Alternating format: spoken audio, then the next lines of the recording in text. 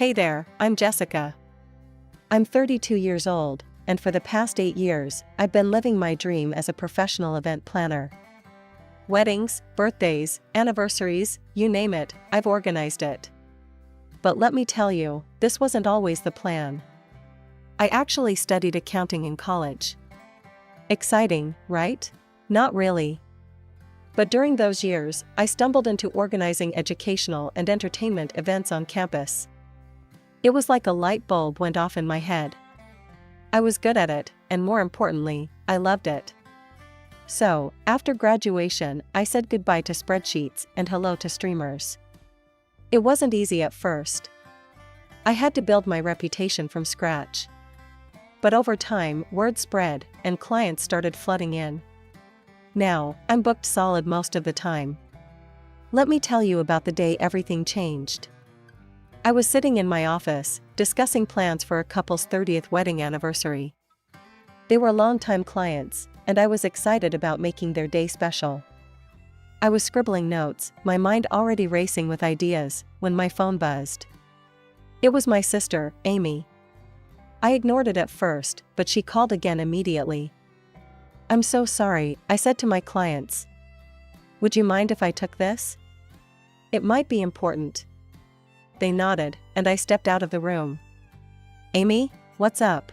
I asked, trying to keep the irritation out of my voice.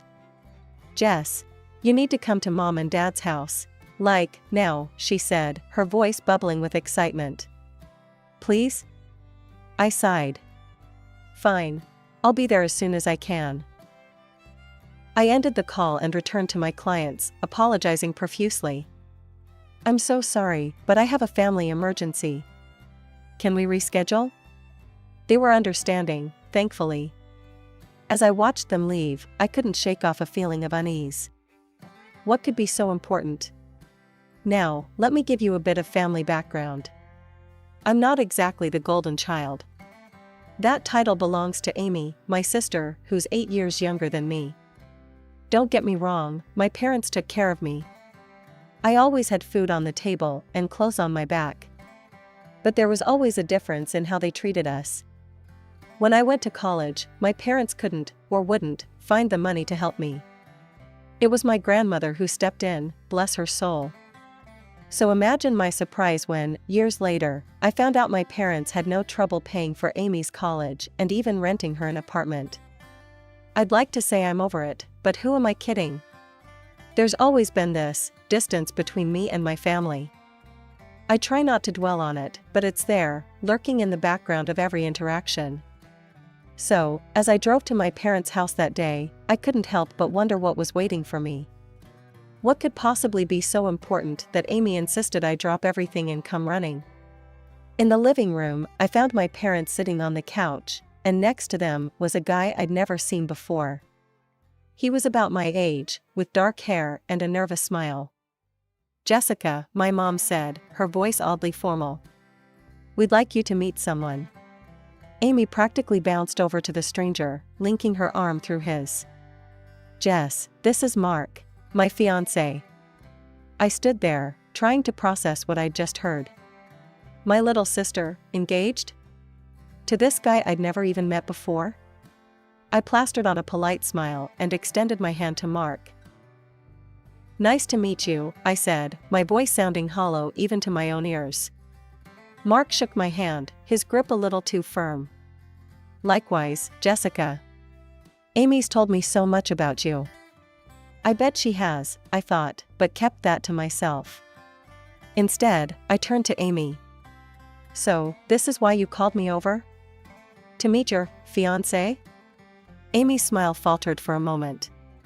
"Well, yes, but there's more." She glanced at our parents, who nodded encouragingly. "We're going to have an engagement party soon, and we want you to organize it." I blinked, caught off guard. "Me? But I'm sure you've got other plans, and I'm pretty booked up with." "Nonsense," my father cut in, his tone stern. "This is your sister we're talking about. It's your duty to help her, and for free, not some strangers." I felt a familiar tightness in my chest. Of course, they would expect this of me.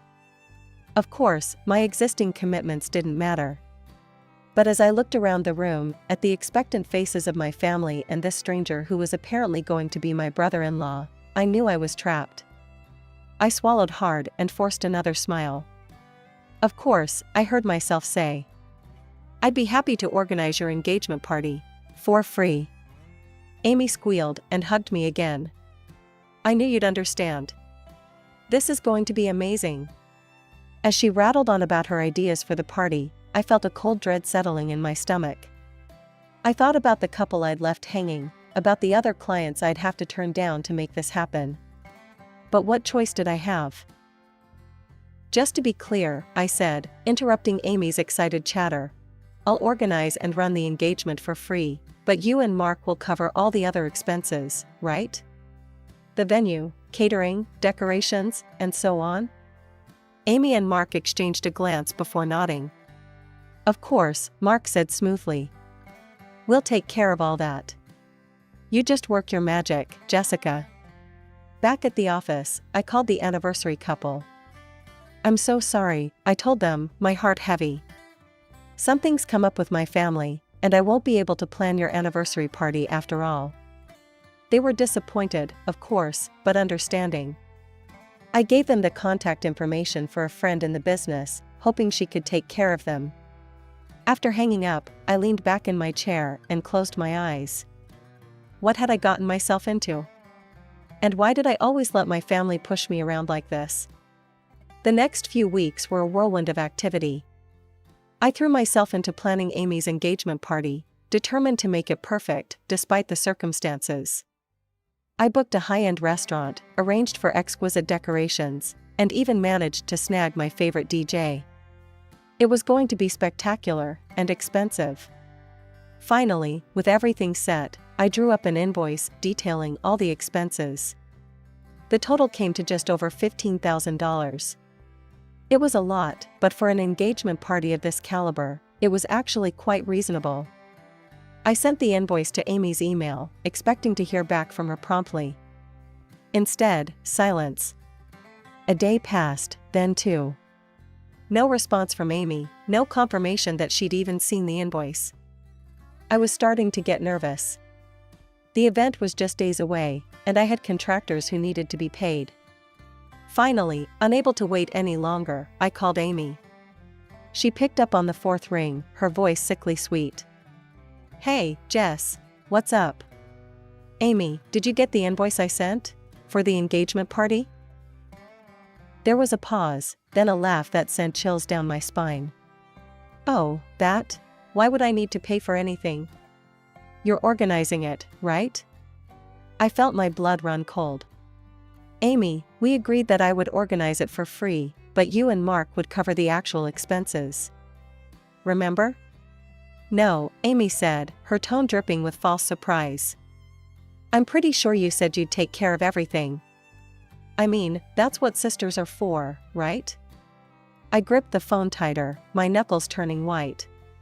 "Amy, that's not what we agreed to. I can't afford to pay for all of this out of pocket. It's $15,000. "Oh, come on, Jess," Amy scoffed. "We all know you make plenty of money with your little party planning business. Besides, we're family. You're obligated to help us out." "Obligated?" I sputtered, anger rising in my chest. "Amy, I agreed to organize this for free, which is already costing me thousands in lost business. I can't pay for the whole thing." "Well, that's your problem, isn't it?" Amy said, her voice suddenly cold. "Figure it out, Jess. The party's in 2 days, and everyone's expecting it to be amazing. Don't let us down." Before I could respond, she hung up. In a desperate move, I called our parents. Surely, they would see reason. They'd make Amy understand that she couldn't do this to me. I should have known better. "Jessica," my mother said, her voice stern. "Your sister is right. You make good money with your business. You should be happy to do this for her." "But Mom," I protested, "it's $15,000. That's not a small amount." "Don't be so selfish," my father chimed in. Amy deserves a beautiful engagement party, and you're in a position to give her that. Stop complaining and do the right thing." I hung up, feeling like I'd been punched in the gut. How could they all be so blind? So unfair? As I sat there, trying to figure out what to do, a notification popped up on my phone. It was from Amy's social media account. With a sense of dread, I clicked on it. There, in bright, cheery text, was a post from Amy. "Can't wait for my amazing engagement party tomorrow. I've spent an awful lot of money to make it perfect. So excited to celebrate with everyone." In that moment, something inside me snapped. I'd spent my whole life letting my family walk all over me, always putting their needs before my own. Well, not this time. Not anymore. I took a deep breath, my finger hovering over the call button. Was I really going to do this? Yes, I decided. Enough was enough. "Hello, Bella Vista Restaurant," a cheery voice answered. "Hi, this is Jessica Thompson. I'm calling about the engagement party scheduled for tomorrow evening." "Of course, Ms. Thompson. Everything is set for the event. Is there anything else you need?" I closed my eyes, steeling myself. "Actually, I need to cancel the event." There was a pause. "I'm sorry, did you say cancel?" "But the event is tomorrow." "I know, and I'm terribly sorry for the short notice. There will be no engagement party. I'll pay all the fees and compensation for the cancellation, of course." The restaurant owner was stunned, but professional. We worked out the details, and I transferred the money immediately. Then I made similar calls to the decorators, the caterers, and finally, my DJ friend. By the time I finished, I'd emptied a significant portion of my savings. The fury I felt towards my family was only matched by my determination. My reputation in this industry was everything, and I'd be damned if I'd let Amy ruin it. Morning came, and with it, a notification from Amy's social media. She was going live. With a mix of dread and anticipation, I tapped on the video. Amy's beaming face filled the screen. She was outside the restaurant, surrounded by a group of equally excited people. Mark stood beside her, looking smug. "Hey everyone," Amy chirped. "We're here at the fabulous Bella Vista for our engagement party. My amazing sister Jessica has planned everything, and I just know it's going to be perfect." I watched, heart pounding, as Amy reached for the door. Her smile faltered as it didn't budge. "That's weird," she muttered, tugging harder. Then her eyes fell on something off-screen. The camera panned to show a sign on the door. "Event cancelled." The look of shock and confusion on Amy's face was almost comical. "What? This can't be right. There must be some mistake." The video continued, showing Amy and Mark frantically calling the restaurant, then me. I'd turned off my phone, of course. As realization dawned on their faces, I felt a wave of satisfaction wash over me. It was petty, perhaps, but after years of being taken advantage of, it felt good to finally stand up for myself. The day passed in eerie silence.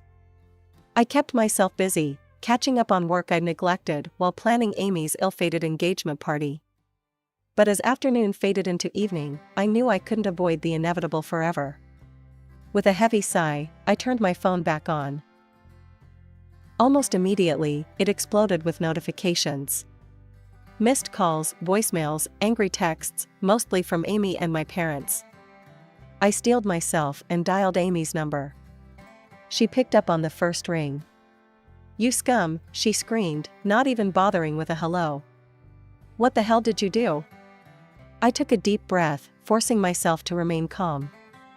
"I cancelled the party, Amy. Since you and Mark refused to pay for it, I couldn't let it go ahead."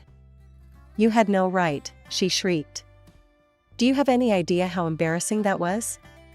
Everyone was there." "I had every right," I replied, my voice steady.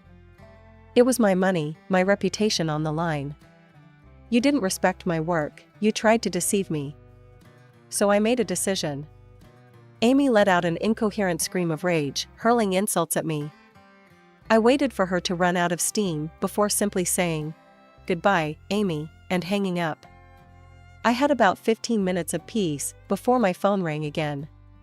This time, it was my parents. I answered, bracing myself for round two. Jessica Marie Thompson, my father's voice boomed through the speaker. How could you do this to your sister? To us? Do you have any idea how this makes us look? I tried to explain, to make them understand my side of things, but they weren't having it. They talked over me, their voices getting louder and angrier with each passing moment. You're just being greedy, my father spat. You make plenty of money with your business. You could have easily covered this for your sister. That's not the point, I started, but my mother cut me off. No, I know exactly what the point is, she said, her voice dripping with disdain. You're jealous of Amy. You're lonely, Jessica. You don't have anyone in your life, and you couldn't stand to see your little sister happy and getting married. So you ruined her engagement out of spite. Her words hit me like a physical blow. I felt my chest tighten, tears pricking at the corners of my eyes. How could she think that of me? How could she be so cruel? I took a shaky breath, fighting to regain my composure.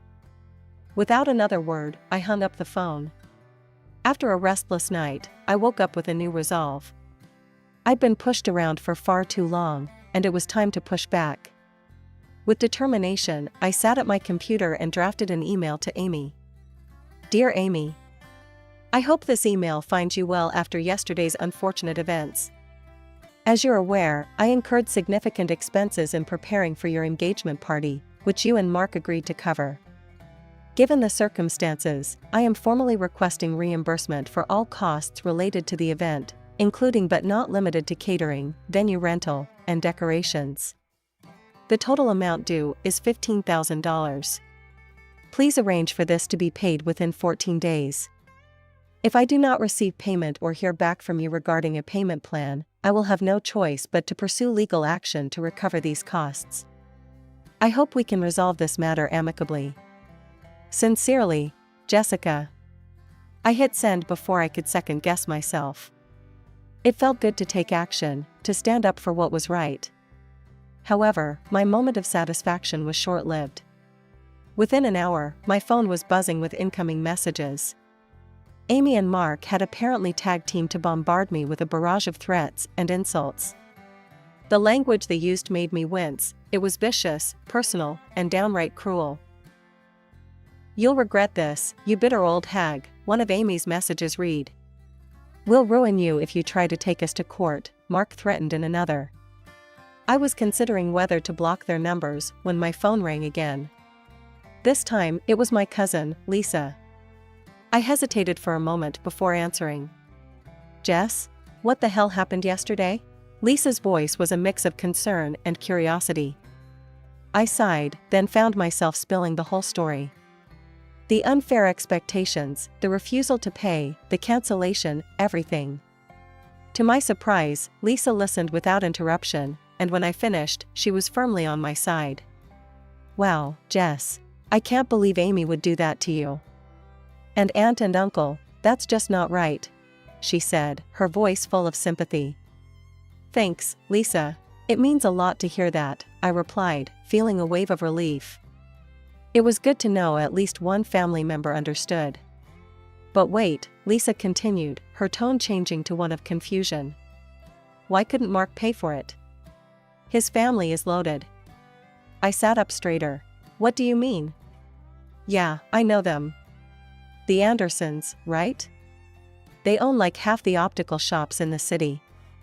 You know, selling glasses and contact lenses? Plus, they've got a bunch of rental properties. They're definitely not hurting for cash. I felt my jaw drop. All this time, I'd assumed Mark and Amy couldn't afford the party. But if what Lisa was saying was true. Lisa, I said slowly, do you happen to have their address? The Andersons? Sure, let me look it up. There was a pause, then Lisa rattled off an address in one of the city's more affluent neighborhoods. I scribbled it down, my mind racing. Thanks, Lisa. You've been a huge help. After we hung up, I sat there, staring at the address. If Mark's family was as well off as Lisa suggested, why had they let this whole fiasco happen? Something didn't add up, and I was determined to get to the bottom of it. I pulled up to a sprawling, elegant house in one of the city's most exclusive neighborhoods. With a deep breath, I walked up to the front door and rang the bell. A few moments later, a well-dressed woman in her early 60s opened the door. "Can I help you?" she asked, her tone polite but cautious. "Mrs. Anderson? I'm Jessica Thompson. I'm Amy's sister. Mark's fiancée?" Her expression softened immediately. "Oh, Jessica. Please, come in. I'm Margaret, and my husband Robert is in the study. We've heard so much about you." Once we were all seated, I took a deep breath and began my story. I told them everything: the engagement party plans, the agreement for Mark and Amy to cover the costs, their refusal to pay, and finally, the cancellation and its aftermath. As I spoke, I watched their expressions change from confusion to shock to outright horror. "I'm so sorry to come to you like this," I finished, "but I didn't know what else to do. And then I found out that you had the means to cover the costs, and I just couldn't understand why this happened." There was a moment of stunned silence. Then Robert spoke, his voice tight with barely controlled anger. "Jessica, we had no idea. We gave Mark $30,000 to cover the engagement party expenses. He told us everything was taken care of." Margaret nodded, her face pale. "We would never have allowed this to happen if we'd known." "Oh, Jessica, you poor thing. What you must think of us." I felt a wave of relief wash over me. They believed me. They understood. "There's more," I said quietly, pulling out my phone. "I received these messages from Mark and Amy after I asked for reimbursement." I handed the phone to Robert, watching as he and Margaret read through the vicious threats and insults. Robert's face turned an alarming shade of red. "This is unacceptable. Absolutely unacceptable. I can't believe our son would behave this way." Margaret looked close to tears. "Jessica, we are so sorry. This is not how we raised our son to behave." Robert stood up abruptly. "This ends now." He strode over to a desk in the corner of the room, pulled out a checkbook, and began writing. A moment later, he returned and handed me a check. I looked down and gasped. The amount was for $20,000, the $15,000 I'd spent, plus an extra $5,000. "Sir, this is too much," I protested weakly. Robert held up a hand. "Nonsense. It's the least we can do to make this right. The extra is for the distress our son has caused you. And believe me, we will be having a very serious conversation with Mark about his behavior and his finances." As I left the Andersons' house, I felt a mix of emotions. Relief at being reimbursed, gratitude for their understanding, but also a deep sadness. It was clear now that Amy and Mark hadn't refused to pay because they couldn't afford it. They had chosen to take advantage of me, to use me. 2 weeks passed in relative quiet. I threw myself back into my work, grateful for the distraction. One sunny afternoon, I was having coffee with my friend Sarah when she dropped a bombshell. "Did you hear about Amy and Mark?" she asked, her eyes wide with gossip. I tensed, bracing myself. "No, what about them?" Sarah leaned in, lowering her voice. "Well, word is that Mark's parents have cut him off completely. They've refused to pay for the wedding and stopped his monthly allowance." I sat back, stunned. I knew the Andersons had been upset, but I hadn't expected this. "What about the wedding?"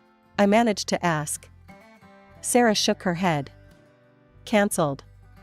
They can't afford it without Mark's parents' money. Amy's been telling everyone it's just postponed, but from what I hear, it's not happening. Period." As Sarah continued to fill me in on all the details she'd gleaned from the grapevine, I found myself feeling oddly empty. I'd expected to feel vindicated, maybe even a little smug. Instead, I just felt tired. Later that evening, as I sat on my balcony watching the sunset, I reflected on everything that had happened. The Andersons had clearly taken their son's deception seriously. They'd followed through on their promise to address Mark's behavior, even at the cost of their relationship with him. My phone buzzed with a text from my mother. "I hope you're happy now. You've ruined your sister's life." I sighed, not bothering to respond. My parents, true to form, had chosen to blame me for everything. In their eyes, I was the villain who had destroyed Amy's chance at happiness. They couldn't, or wouldn't, see that Amy and Mark had brought this on themselves. As for Amy, well, I hadn't heard from her since that day. No apology, no acknowledgement of her role in this mess. Just silence. And honestly, I was okay with that. The sun dipped below the horizon, painting the sky in brilliant shades of orange and pink. I took a sip of my wine, feeling a sense of peace wash over me. Yes, I'd lost my relationship with my sister and parents. Yes, there was sadness in that. But I'd also gained something invaluable: self-respect. For the first time in my life, I'd stood up for myself. I'd refused to be used or taken advantage of. And while the fallout had been painful, I knew I'd made the right choice.